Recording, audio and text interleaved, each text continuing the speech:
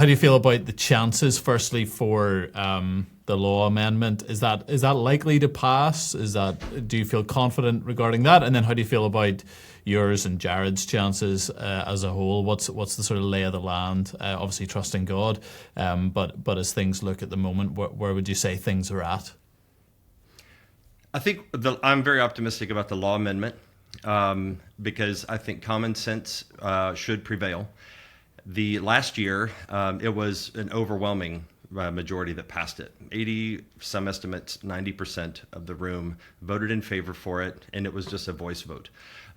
So last year, it passed with flying colors, and I think we'll see the same this year, although there has been some more vocal opposition as people that are threatened by it have come out and against it. Now, everybody will do the whole, I'm complementarian, but I disagree with the complementarian proposal that we're going to vote on. And so I find it somewhat hypocritical and disingenuous.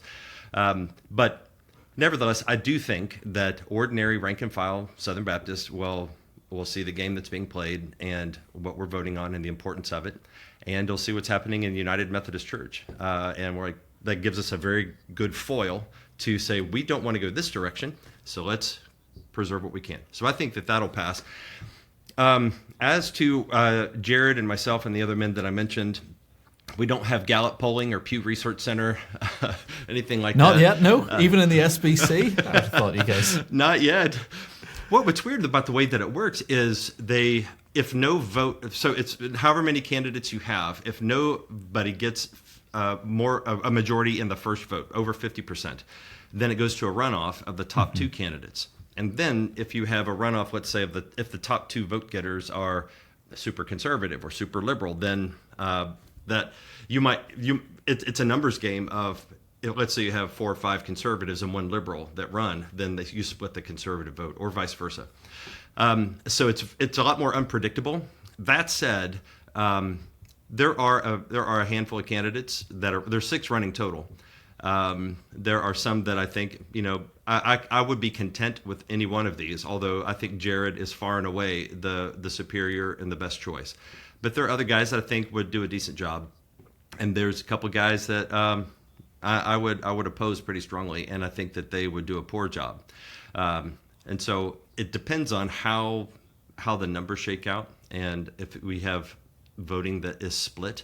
So I'm hesitant to make a prediction, but I feel optimistic and confident. I don't think that it's like a Hail Mary pass or shot in, one chance in a million. Kind of like the whole Jim Carrey thing. You're saying there's a chance. I don't think it's that bad. But I do think that we've got a good chance because Jared is the kind of guy that people see. It's like, here's a man who has the courage to say what needs to be said in our convention. He's got the academic credentials. He's got the courage.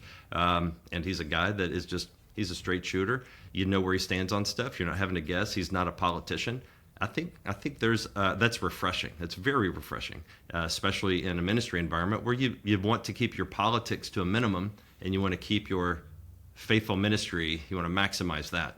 And I think Jared gets us that. So I feel good about all of our chances, but it's hard to predict. Super. Wonderful. Well, it's something we'll be praying for. Both of you guys are involved with what we're doing here at Clear Truth. You're going to be contributing in some fashion, so we're delighted, and that'll be something we'll be praying for and supporting and encouraging those that are part of the SBC, which unfortunately I'm not. The SBC hasn't reached yet to Northern Ireland, but if it ever did, I would also be heading over to Indianapolis and voting for you guys. Tell me very quickly. You've said you're going to contribute to Clear Truth, which we're delighted about. What excites you about what we're doing here? What are you looking forward to? I love what you guys are doing. It's exciting to hear about.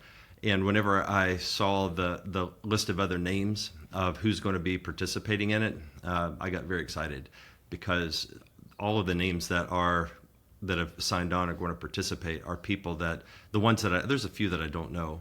The ones that I do know are people that I'm like, these are people that I trust. They have a track record. They have a voice that is conservative, faithful, biblical. And you don't want those voices diluted by having the token conservative in an otherwise liberal entity. I think the Gospel Coalition is compromised. Christianity Today is very compromised. And so who is standing up to provide a sort of organized resource that covers a lot of issues by trusted Christian voices? Where do you get that? Right now, there isn't anything that stands out as at least having prominence. So I think Clear Truth Media is in a position to just enter into the arena with a ton of firepower. I won't drop any of the names. That's up to you guys to how you want to reveal those, but there's a ton of firepower that will be involved in this. And I think it could be the final nail in the coffin of the Gospel Coalition and Christianity Today. Would that the Lord would speed the process of putting those entities to death. But that's up to God. But I'm glad to see at least they're getting some competition from a conservative resource. Thank you for those shots fired and all of the heat that's going to come our direction after making those claims. But I appreciate it, and indeed we do want to be properly conservative with breadth within that. People from different perspectives. We've got some great people involved. So thank you so much. Really looking forward to what you're going to contribute, and excited for what lies ahead for you, both personally and pastorally and within the SBC. So thank you very much.